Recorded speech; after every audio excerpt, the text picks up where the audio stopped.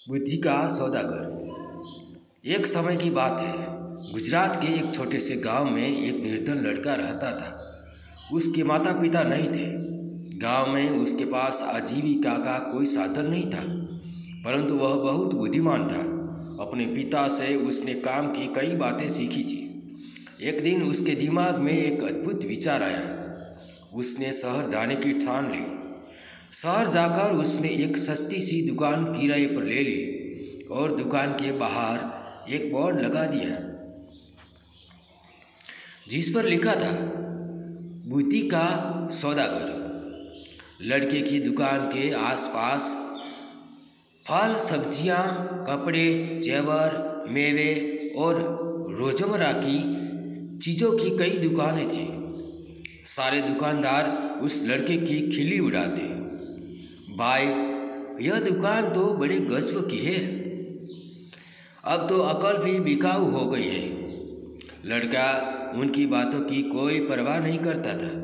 वह दिन भर आते जाते ग्राहकों को आवाज़ लगाता, आओ आओ, बुद्धि ले जाओ, एकदम खरी, सस्ती और उपयोगी, एक दाम सही दाम, आओ साहब ले जाओ। लेकिन बहुत दिनों तक बुद्धि के सौदागर की दुकान पर कोई भी ग्राहक नहीं आया। एक दिन उसने दुकान बंद करने का निश्चय किया। तभी एक धनी सेठ का मूर्ख लड़का उसकी दुकान की ओर से गुजरा। उसे समझ नहीं आया कि यह कैसी दुकान है। कोई फल या सब्जी होगी। मेरे पिता मुझे हमेशा निर्बुद्धि और मूर्ख कहते रहते हैं, क्यों ना थोड़ी बुद्धि खरीद लूं। यह सोचकर उसने सौदागर लड़के से कहा, एक शेर बुद्धि के कितने पैसे? लड़के ने उत्तर दिया, मैं बुद्धि तोल कर नहीं, उसकी किस्मत के हिसाब से बेचता हूँ। मेरे पास तरह तरह की बुद्धि है, सबका दाम अलग अलग है। आपको कैसी बुद्धि चाहिए? तो ठीक है, एक पैसे में जिस तरह की बुद्धि आए दे दो। सेठ का लड़का लापरवाही से बोला। सौदागर लड़के ने कागज़ की एक पर्ची निकाली और सेठ के बेटे को दे दी। उस पर्ची पर लिखा था, जब दो लोग झगड़ रहे हों तो वहाँ खड़े होकर उन्हें देखना बुद्धिमानी नहीं है। सेठ का बेटा खुशी खुशी घर पहुँचा और अपने पिता को कागज़ की पर्ची देते हुए बोला, देखिए पिताजी, मैं एक पैसे में अकल खरीद कर लाया हूँ। सेठ ने पर्ची पढ़ी और तमा कर बोले, मूर्ख, एक पैसे में यह क्या लाया है? यह बात तो सभी जानते हैं, तुमने मेरा एक पैसा डुबो दिया। सेठ तुरंत सौदागर की दुकान पर पहुंचा और उस लड़के को बुरा भला कहते हुए बोला, लोगों को ठगते हुए तुम्हें शर्म नहीं आती? मेरा एक पैसा वापस करो। पैसा क्यों वापस करूं? माल दिया है, पैसा लिया है। लड़के ने कहा, ठीक है, यह तो अपना कागज़ का फटा टुकड़ा जिसे माल कह रहे हो, नहीं चाहिए हमें तुम्हारा माल, यह लो। कहते हुए सेठ उसकी पर्ची वापस करने लगा। पर्ची नहीं, मेरी सीख वापस करो। अगर पैसा चाहिए तो आपको एक कागज़ का पर लिख कर देना होगा कि आपका बेटा कभी भी मेरी सीख का प्रयोग नहीं करेगा। बात बन गई, दोनों पक्ष मान गए। सेठ ने कागज़ पर हस्ताक्षर कर दिए और अपना पैसा वापस लेकर प्रसन्न हो गया। समय बीतता गया। उस प्रदेश के राजा की दो रानियां थीं। एक दिन दोनों रानियों की दासियां बाजार गई। वहाँ उनका झगड़ा हो गया। बात हाथापाई तक पहुँच गई। लोग चुपचाप खड़े देख रहे थे। उन्हीं में सेठ का बेटा भी था। झगड़ा बढ़ता देख सारे लोग एक एक कर वहाँ से चले गए, मगर सेठ का लड़का करारनामे के अनुसार वहाँ से जा नहीं सकता। वह अकेला ही खड़ा रह गया। बस फिर क्या था, दोनों दासियों ने उसे अपना गवाह बना लिया। झगड़े की बात राजा रानियों तक पहुँची। सेठ और उसका लड़का राज दरबार में लाए जाए। दोनों रानियों ने लड़के से कहा कि वह उनके पक्ष में गवाही दे।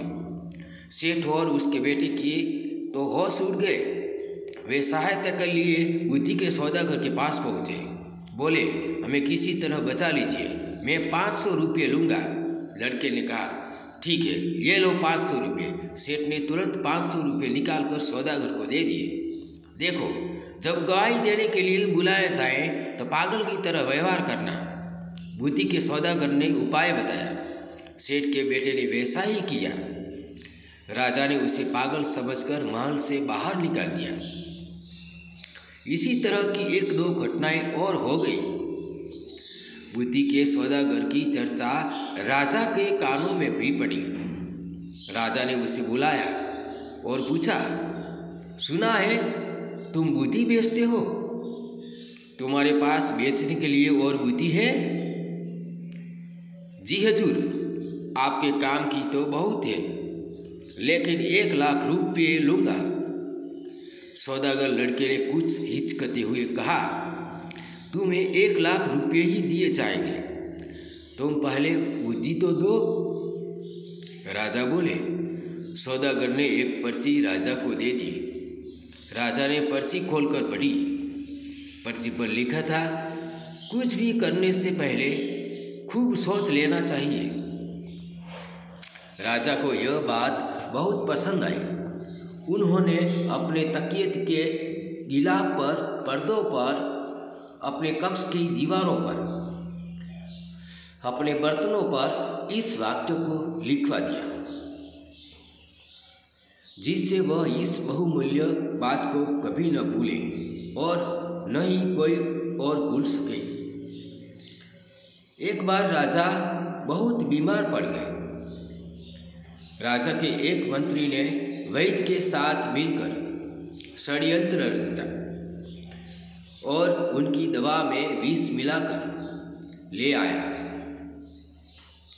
राजा ने दवा का प्याला अभी मुंह के पास रखा ही था कि उस पर खुदे शब्दों पर उनकी नजर पड़ी। कुछ भी करने से पहले खूब सोच लेना चाहिए। राजा ने प्याला नीचे रखा और दवा को देखकर सोच में डूब गए कि यह दवा पीनी चाहिए या नहीं।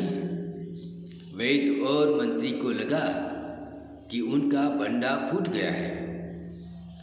वे दोनों डर गए और राजा से क्षमा मांगने लगे।